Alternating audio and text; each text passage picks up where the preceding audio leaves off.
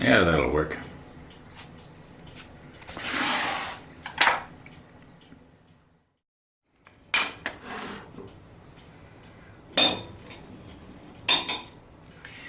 Now, before I forget, I was asked, why is it that I'm always hanging on to the little piece and getting my fingers so terrible close to the blade?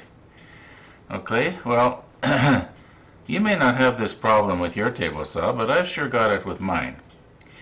If I don't hang on to this, because the dust collector is running, and because the blade is turning this way and the air is rushing down this gap, every time it will suck the small piece or whatever I cut off up against the blade. It'll rattle along and work its way to the teeth, and sometimes it'll go flying where you don't want it to go flying. So I hang on to it. Okay? That's why I do that. Now, I know that what I could do, if there was just a little tiny piece that I wanted to cut off, like where's my pencil here? Let's say I wanted to cut it off right here. I wanted to, have the blade come right here, like that. Okay, I could do it like this. I could go, and I can see that now this piece is going to drop down. I could cut it off. Then I could move it out and just do the rest of it. I could do it that way. But, yeah, or I could hang on to it. Okay, so I'll just demonstrate here what I'm talking about. Now, don't go getting all squeamish.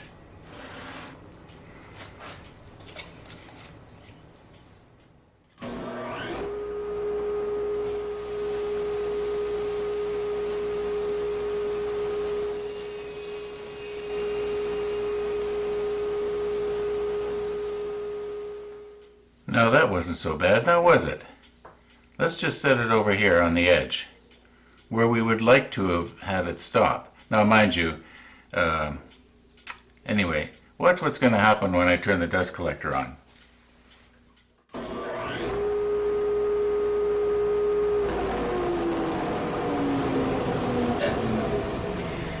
Now that was just the dust collector. If the blade is going, it's going to be even worse. And inevitably, like I say, the little piece, even if it's a larger piece, it'll work its way over, it'll rattle along until it gets to the end of the teeth here, and sometimes it'll catch and it'll, go flying out of there. For me, it's a lot safer to just hold on to it. And look, my fingers are fine. Now, I'm going to tell you a story. About 6 years ago, I was in Canadian Woodworker, and on their counter by the cash register they had a little reindeer. Well, it looked like a little reindeer. It had little antlers and all the rest of it, and they were proudly showing this off, how some guy who was a pro, who I later found out who he was, he had come to Winnipeg and he had, among other things, demonstrated his ability to make these little reindeer. And this thing was, only about 2 inches high. And it had all kinds of intricate little cuts in it to make it look, the 4 little legs and the antlers and the whole bit. Some of you may have seen it. Some of you may know who I'm talking about. However, do you think he did that by using push sticks? Come on. Now, I just know that somebody's getting all ready to type in the comments saying something to the effect of, yeah, but he was using a bandsaw. Come on, a bandsaw's not sharp? Okay, I can tell I'm getting old and cranky here. I've calmed down a little bit here.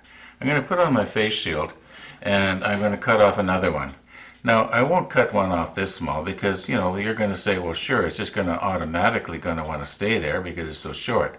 So I'll cut off a little one that's a little bigger, about like this. Now, something this big should stay there, you would think. But you're going to see it's going to get sucked up against the side of the blade here. Anyway,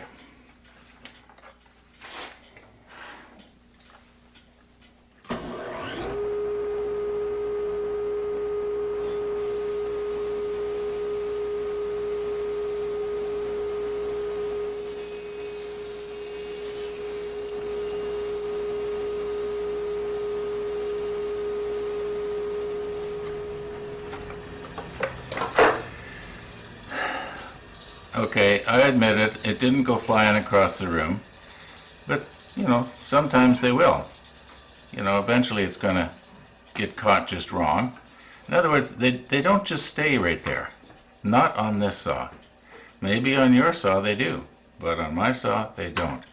And I have been hanging on to the little piece for years and years and years with my fingers. And the fingertips are still there. Now, what I will not do is cut a whole bunch of little pieces off one after the other, because eventually I'm going to lose my rhythm. We've talked about that before. And in that case, if I was going to cut a whole bunch of little tiny pieces like this off, I would use what I call my small piece catcher. It has sort of a vacuum thing going here. Some of you probably seen it. Anyway, there are times that I don't do this. But if I'm only going to do one, I'll do it like this. I admit it. I take risks every once in a while. But I take calculated risks. And I'm doing it safely. I know that sounds funny, and I've said this before. If you got to do something dangerous, do it safely. And I've also said before, if you want to be completely safe in your workshop, don't get out of bed in the morning.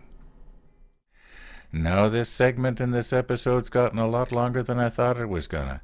And I have a lot of other stuff that I wanted to show you today and do yet today. However, I've got to put in a disclaimer here. Just because this works for me doesn't mean it'll work for you. If you're uncomfortable doing this kind of stuff, don't even try it. Well, here it is. It's 18 minutes after 11 already this morning. I spent the last 3-4 hours explaining why I do what I do.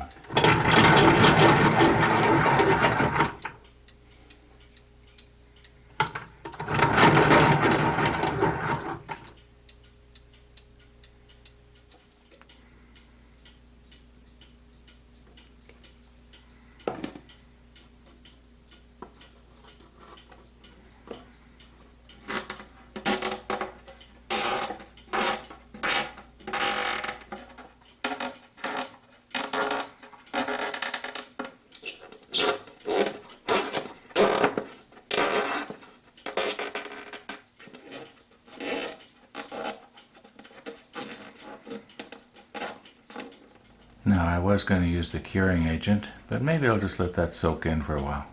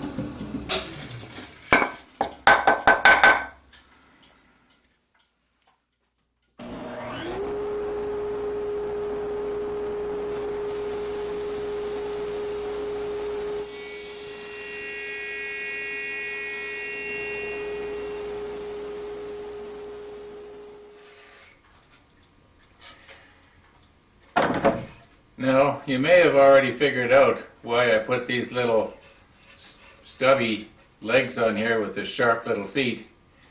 Well, that's so that if I was to have something delicate sitting here on the table, and I accidentally set this down, there's less of a chance that I'm going to be crushing it. The chance that the foot of this thing is pretty slim.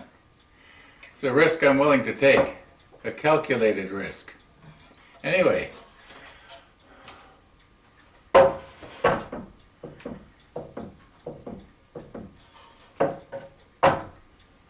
if I find that I don't like this ridiculous looking hook thing, I can always cut it off.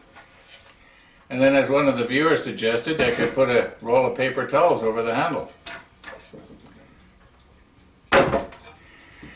Yeah, and On a brighter note, in the mail about, I guess half an hour ago, the precision side cutters came.